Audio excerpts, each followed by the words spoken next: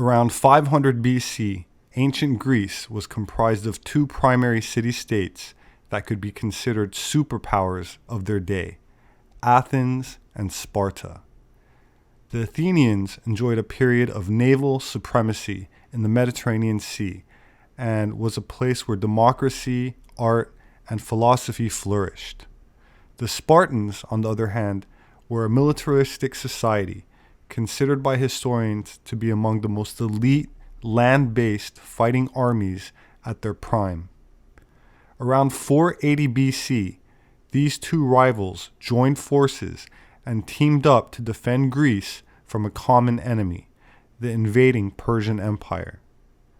While the Spartans fought valiantly, as documented in movies such as 300, and the Athenians won decisive naval battles, the mighty Persian army still managed to burn down the sacred temples to the gods on the Athenian Acropolis.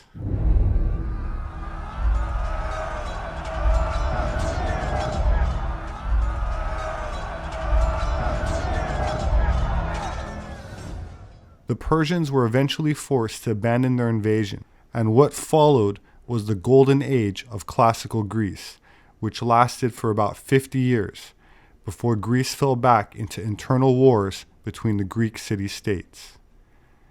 After about a century of fighting, ancient Greece became depleted and vulnerable, this time to a new rising power to the north, the Macedonians.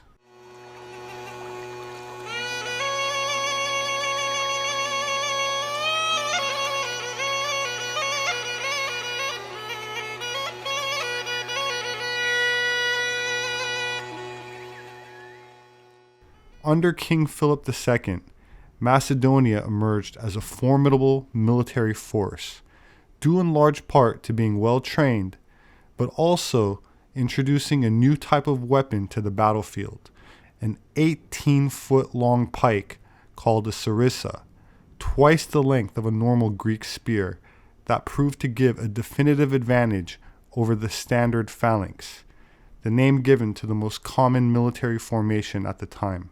In 338 BC, King Philip's army crushed the joint army of Thebes and Athens, uniting Greece, except for Sparta, under what became known as the Hellenic League. King Philip was assassinated by his own bodyguard and was succeeded by his 20-year-old son, Alexander, who was tutored by none other than Aristotle himself, and already experienced in the art of war. Alexander consolidated power by crushing his rivals, and proceeded to invade Persia by 334 BC with an army of about 40,000.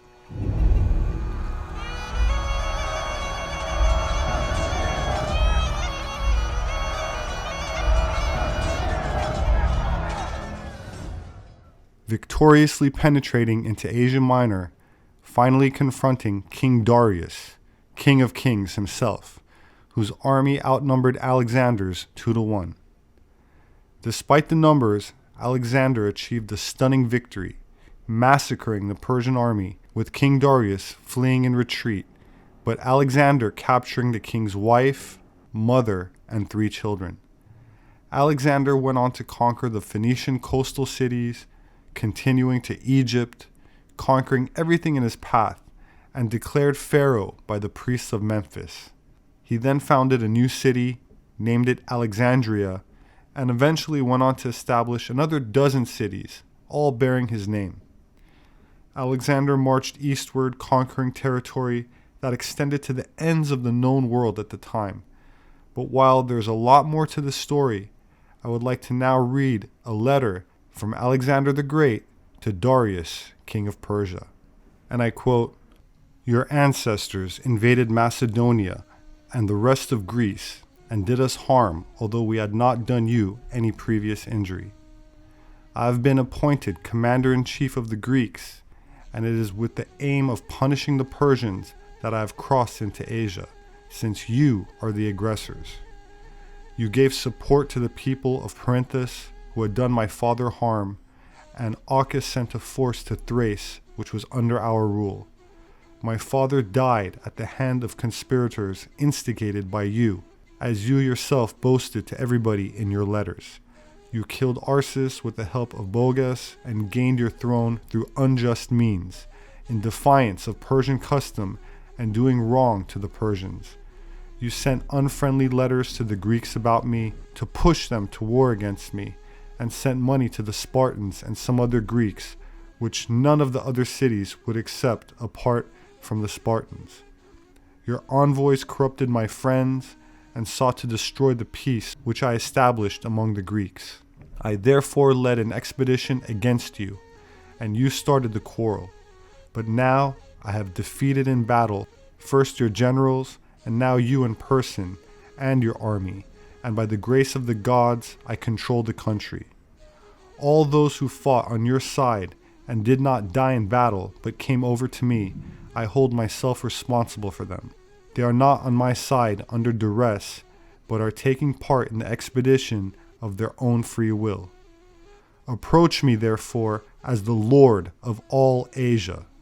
If you are afraid of suffering harm at my hands by coming in person, send some of your friends to receive proper assurances.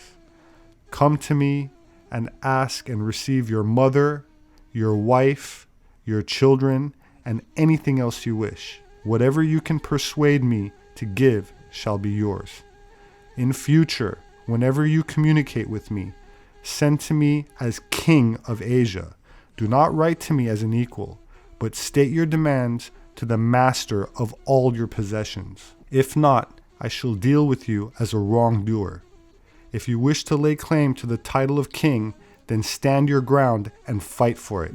Do not take flight, as I shall pursue you wherever you may be." End quote.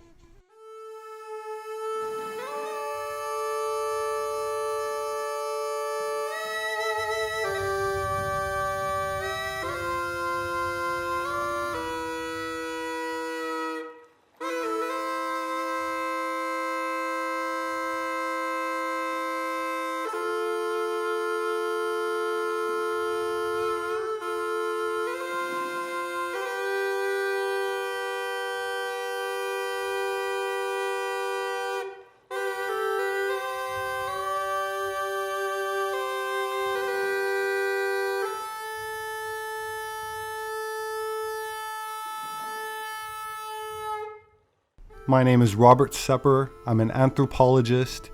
You can find my published books on Amazon. You can support my work with a donation on Patreon. There should be a link in the description. Thank you to those that share these videos, as I rely on word of mouth. Please don't forget to subscribe, hit like, and let me know your thoughts in the comment section. And I hope to see you again soon. Have a great weekend.